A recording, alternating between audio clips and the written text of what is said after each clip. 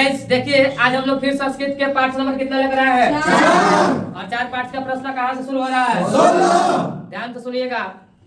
और आज हमारा 16 नंबर प्रश्न है मंदाकिनी नदी के बारे में संक्षेप में लिखे। मंदाकिनी नदी के बारे में ही क्या करना है लिखना है। तो मंदाकिनी नदी जो है इसके बारे में लिखना है। मंदाकिनी वो क्या है पठवे है।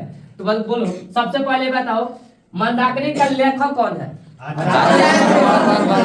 ये रामायण के किस भाग से लिया गया है।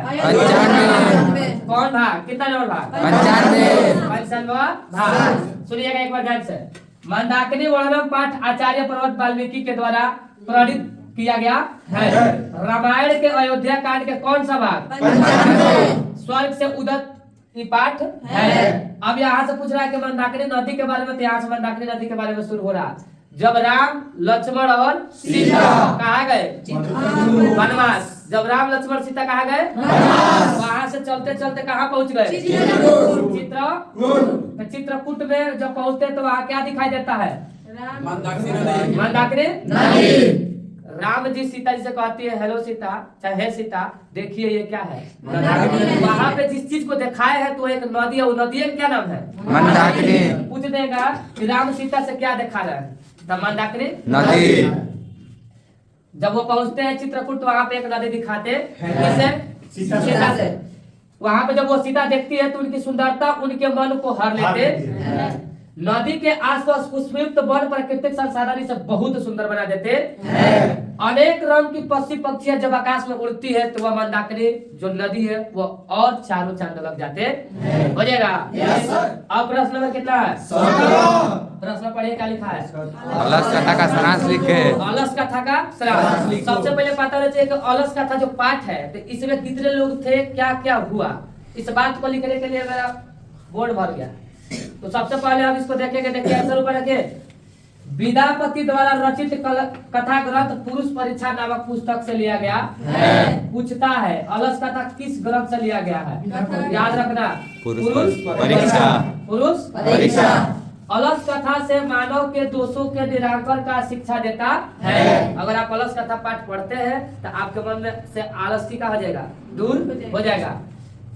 अलस कथा में 4 आलसियों के बारे में दर्शाया गया है। जो व्यक्ति आलसी था अलस कथा में कितना आलसी था 4। पूछता है ऑब्जेक्टिव में अलस कथा में कितना आलसी था 4। आलसियों के दान देने की इच्छा रखने वाले वीरेश्वर ने यह जानने की उत्कंठा प्रकट की थी कि आलसी जीवन जीने की कला को कैसे निर्वाहित करते हैं। आलसी लोग काम करने में उन लोगों को काम करने में मन नहीं लगता था। जब अलसशाला में आग लगाया गया तो पहला आलसी क्या बोला था कि यह कैसा हला है। तभी दूसरा ने बोला। दूसरा ने क्या बोला था कि लगता है अलसशाला में आग लग गई है। और तीसरा ने बोल रहा है देखिए आग लगा है जल रहा है और इतना आलसी है कि भाग नहीं रहा है।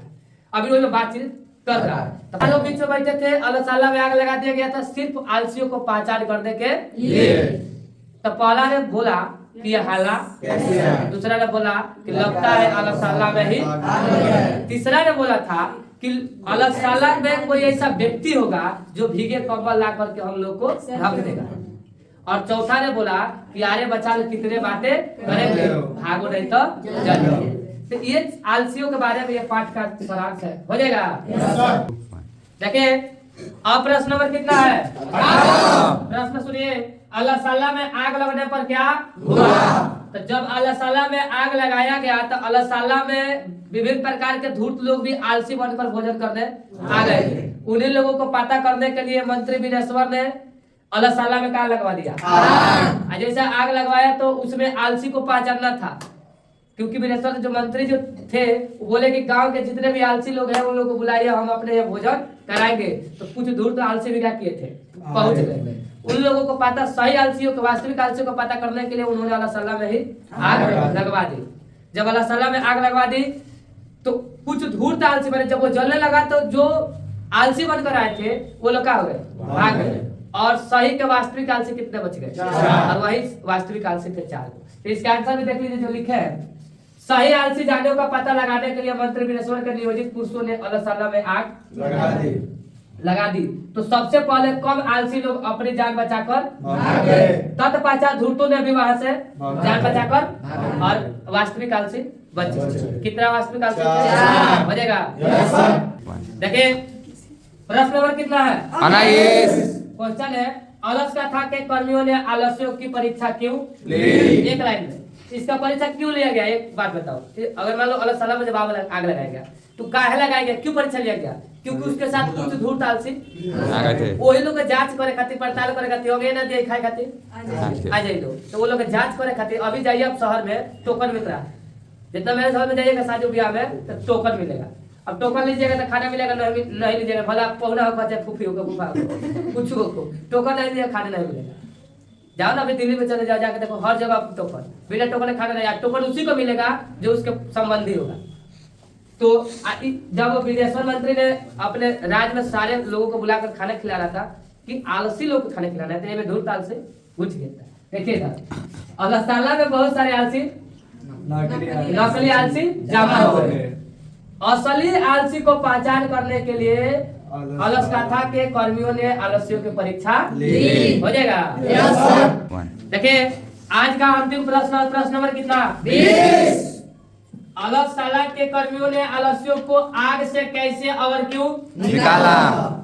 जब अलसाला में आग लगा था तो धूर्त आलसी भी खाने के लिए आए थे, तो भाग गए, बचा वास्तविक आलसी। तो क्वेश्चन है कि अलसाला के कर्मियों ने आलस्यों को आग से कैसे? तो जब उन लोग जल रहा था तो वहां के जो कर्मचारी था उनका बाला पकड़ कर खींच दिया बाहर। इस प्रकार उनको क्या किया? निकाला।